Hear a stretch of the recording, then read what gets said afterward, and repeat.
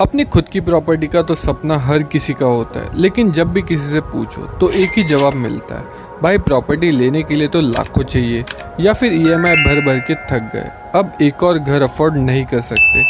लेकिन क्या हमेशा प्रॉपर्टी लेने के लिए 1 करोड़ ही चाहिए या फिर सिर्फ 500 में भी आप रेंट कमा सकते हो बिना घर खरीदे? ये सुनने में अजीब लग रहा है, लेकिन आज इस वीडियो में मैं आपको एक ऐसी इन्वेस्टमेंट का राज बताने वाला हूँ जिसमें ना ईएमआई है ना टेंशन, और फिर भी आप एक प्रॉपर्टी ओनर की तरह रेंट कमा सकते हो, और सबसे बड़ी बात सिर्फ 500 से। तो अगर आपको लगता है कि घर लेना सपना ही रह गया है तो ये वीडियो आपके लिए गेम चेंजर बन सकता है। 2025 में रियल एस्टेट प्राइसेस अपने पीक पर है। हर शहर में फ्लैट का रेट आसमान छू रहा है। मुंबई, दिल्ली, बेंगलोर में 1 BHK लेने जाओ तो 90 लाख से 1 करोड़ चाहिए, और ईएमआई कम से कम 50,000 पर मंथ। ऐसे में आम आदमी क्या करे? तो वही आदमी जिसको घर लेना है लेकिन ईएमआई अफोर्ड नहीं कर सकता, वो क्या सिर्फ किराए पे जीता रहेगा, या फिर कोई ऐसा रास्ता है जहां कम पैसे में भी वो रियल एस्टेट में पैसा लगा सके? यही आता है रिट्स का कॉन्सेप्ट, जिसको ज्यादा लोग नहीं समझते।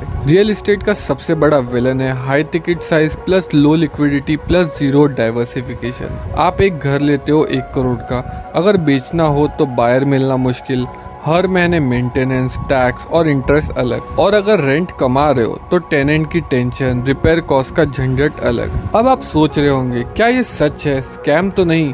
तो इस वीडियो में हम देखेंगे रिट्स क्या होता है, कैसे काम करता है, इसमें पैसे कैसे लगते हैं, क्या रिस्क होता है, और कैसे आप एक स्मार्ट इन्वेस्टर बन सकते हो, और सबसे इम्पोर्टेंट क्या ये बॉन्ड और एफडी से बेटर है।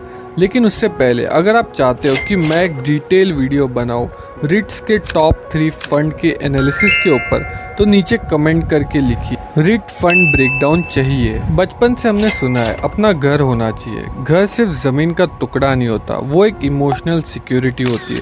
लेकिन आज की रियल एस्टेट मार्केट में ये सपना मिडिल क्लास के लिए सिर्फ एक स्ट्रेस का रीजन बन गया है। EMI, down payment, loan approval, position delay, builder fraud, इतना सब हो चुका है लोगों के साथ कि लोग अब प्रॉपर्टी से डरते हैं। लेकिन रिट्स एक नया रास्ता खोलता है जहां बिना घर खरीदे भी आप घर से पैसा कमा सकते हो।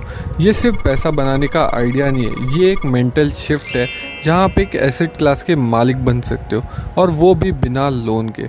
तो सबसे पहले ये देखते हैं कि रिट्स होता क्या है। रिट्स का फुल फॉर्म है रियल एस्टेट इन्वेस्टमेंट ट्रस्ट। सोचो एक बड़ा मॉल है, फिनिक्स मॉल, उसमें कई सारे showroom, Zara, H&M, Apple store, restaurant. अब इस मॉल से हर महीने रेंट आता है, लेकिन पूरा मॉल खरीदने के लिए आपको चाहिए 500 करोड़। तो एक कंपनी बनाई जाती है जिसका काम है ये प्रॉपर्टी खरीदना और उसको मैनेज करना, और फिर ये कंपनी अपने शेयर्स पब्लिक को बेचती है। तो अगर आपने उस कंपनी का एक यूनिट लिया तो आप उस मॉल के टाइनी हिस्से के ओनर बन जाते हो, और जितना रेंट आएगा उसका हिस्सा आपको भी मिलेगा। That's writ. अगर हम बेनिफिट देखें रिट्स के वर्सेस जो भी आप प्रॉपर्टी बाय करते हो उसके, तो पहला तो है लो इन्वेस्टमेंट स्टार्ट। सिर्फ 500 से भी आप यहाँ पे स्टार्ट कर सकते हो, जबकि आप प्रॉपर्टी खरीदने जाओ तो आपको करोड़ों लगेंगे। दूसरा, नो मेंटेनेंस, आपको कोई प्रॉपर्टी मैनेज नहीं करनी। तीसरा, मंथली रेंटल इनकम, जैसे एफडी का इंटरेस्ट वैसे रेगुलर इनकम यहाँ पे आती है। आप बोल सकते हो मंथली नहीं तो क्वार्टरली बेसिस पे तो ये लोग रेंटल इनकम देते ही है। चौथा, डाइवर्सिफिकेशन, एक ही रेट में कई बिल्डिंग होती है। पांचवा, लिक्विडिटी, शेयर की तरह मार्केट में कभी भी आप इसे बेच सकते हो, बट अगर आपने प्रॉपर्टी खरीदी है तो उस प्रॉपर्टी को आप कभी भी उसी टाइम पे नहीं बेच पाओगे, राइट। छठा, नो टेनेंट रिस्क, आपको टेनेंट संभालना नहीं पड़ता।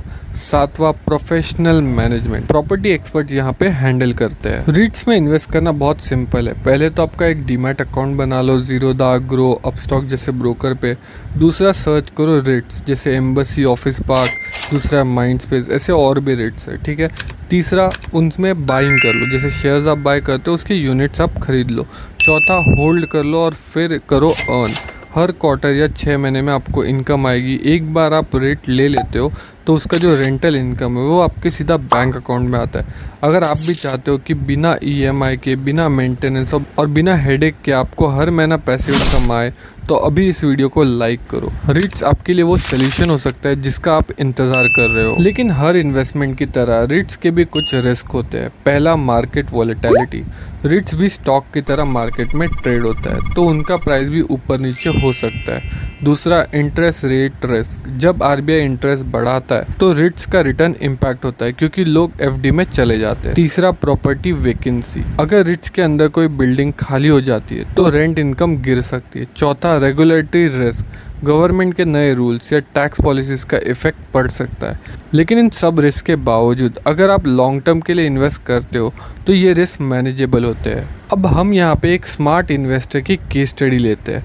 अब यहाँ पे समझो रवि है, एक 30 साल का IT एम्प्लॉय, हर महीने 5,000 इन्वेस्ट करता है रिट्स में। 3 साल में उसका पोर्टफोलियो बन जाता है 1.8 लाख का। उसे हर क्वार्टर में मिलता है 10,000 जो वो अपने पेरेंट्स के लिए यूज़ करता है। ना उसने कोई फ्लैट लिया, ना टेनेंट से झमेले किए, और फिर भी उसके पास एक रेगुलर रेंटल इनकम आती है। यही है एक स्मार्ट इन्वेस्टमेंट का मैजिक।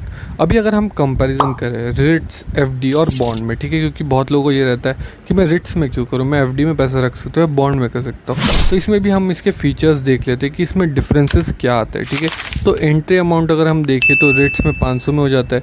एफडी में आप मतलब 5,000 तक कर सकते हो, मतलब मिनिमम आपको 5,000 से 5,000 तक करना पड़ेगा। बॉन्ड्स में भी आपको 1,000 के ऊपर करना पड़ेगा। अगर हम रिटर्न देखें तो रिट्स का 6 से 9% का एवरेज रिटर्न है। एफडी का अभी के टाइम पे 5.5 से 7, 7.5 तक आपको मिल जाएगा, और बॉन्ड्स का भी 6 से 8% का है। लिक्विडिटी देखें तो रिट्स की हाई है, एफडी की मीडियम है, और आपकी बॉन्ड्स की बोल सकते हो वो भी मीडियम है।